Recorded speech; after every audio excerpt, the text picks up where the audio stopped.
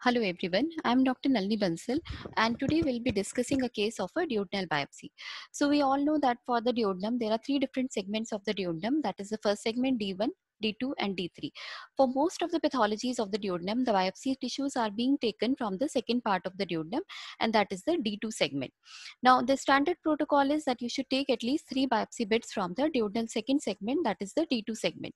So for any pathology that is coming to you for any malabsorption analysis, you will be getting 3 bits from the duodenal biopsy, and in most of these cases they will be from the D2 segment. So once we know we have got the 3 bits of the duodenal biopsy, the second important thing to look for in the histology is what is the surface epithelial architecture. So we all know that in a small bowel it is composed of numerous villi, and this is what we are going to look for in the histology. So like for this biopsy, these are the villi. So these the protrusions which are being seen towards the surface, these are the villi, and these are all the crypts which are seen at the base. So in a normal duodenal biopsy, we take out the villus to crypt ratio. That is, we take out the length of the villi and we compare them with the length of the crypts. So these are all the crypts of Lieberkühn, and in a normal biopsy, they reach up to the muscularis mucosa. So this is the muscularis mucosa. These are the crypts that we see here, and these are the villi.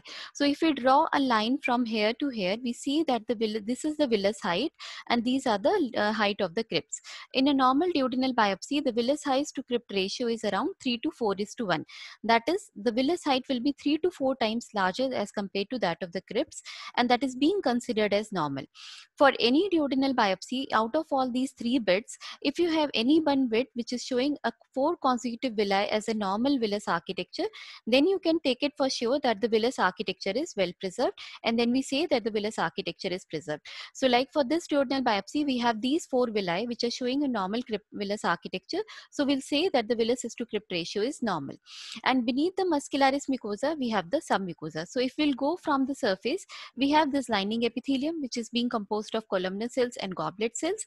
Beneath the surface epithelium, we have this lamina propria, and the lamina propria is being composed of the inflammatory cells that we see here. These are lymphoplasmacytic cells. It is composed of the crypts, and then below the crypts we have this muscularis mucosa, which is a very thin layer of muscle which is seen at the end of the lamina propria. Now beneath the muscularis mucosa, we have the submucosa, which contain the blood vessels and the nerve that is being supplying the blood supply to the epithelium.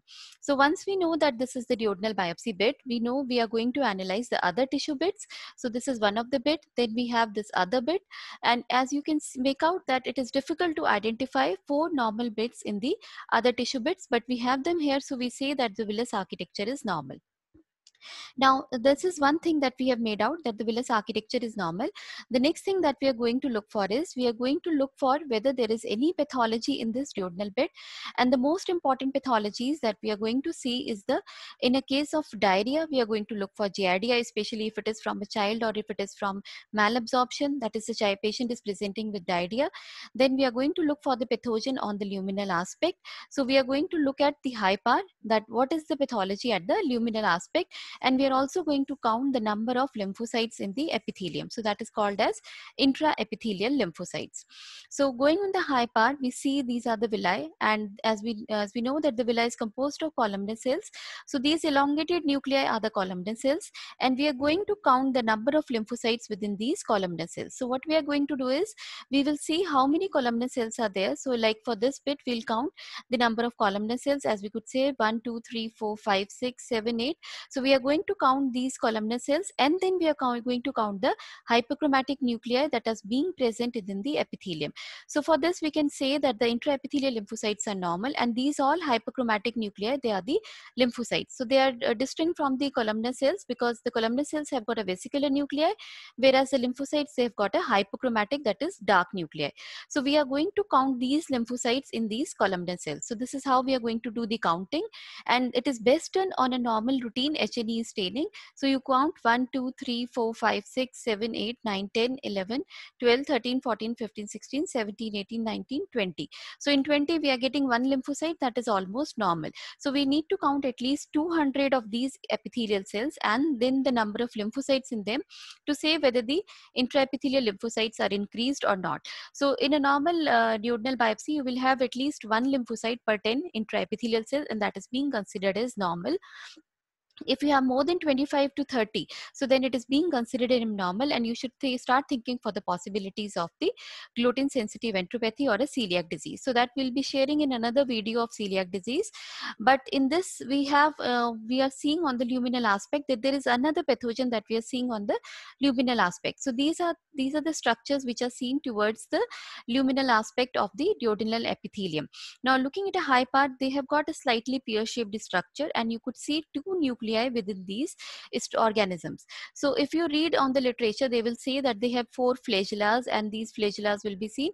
But in a normal histology, it is very difficult to identify the flagella, and you have to differentiate them from the mucin that you see on within the goblet cell. So at times the mucin from the goblet cell, which will be coming on the luminal aspect, and that needs to be differentiated from these organisms which are seen on the luminal aspect. And how you're going to differentiate them? Because these organisms, they will be having a pear-shaped structure, and most important is that they'll be seen like you could see here. So these are the pear-shaped structures, and they have got 2 nuclei, and they'll be seen as clusters. So they most of the time they will not be singly, and they'll be seen as clusters within the luminal aspect. So it will be a bunch of many of these organisms will be coming on the surface, and then you can identify them by seeing their eyes. So these are the 2 eyes which we could see here, and they are seen all clustered together. Whereas if it will be a mucin, it will be irregular shape. So this is just a mucin flake, whereas these all are the organisms that we are seeing on the luminal aspect. So if you are finding many of them, and few eye in few of them, and few of them are pear shaped, they could be leaf shaped also. So then you know that these are all the giardia on the luminal aspect, and you have no problem in calling them as giardia. So the diagnosis of giardia rests on the just the routine H&E stain. You identify their structures, their eye, and then you call them as giardia. If you want, you can get a Giemsa stain done to confirm their presence.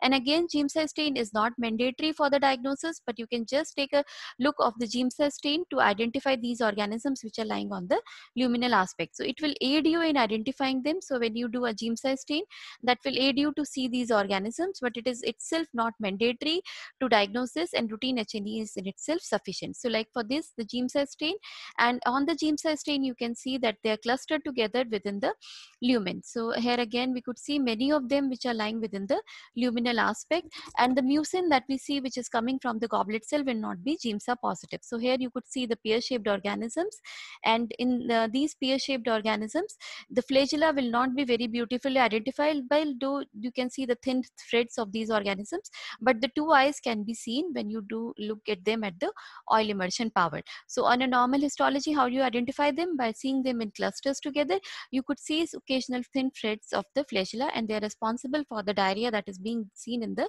child. So this is a case of giardiasis, and that is how you're going to identify them on the duodenal biopsy. Thank you so much for your patient hearing, and we'll be meeting another in the next lecture on celiac disease. So that will be sharing with you soon. Thank you so much.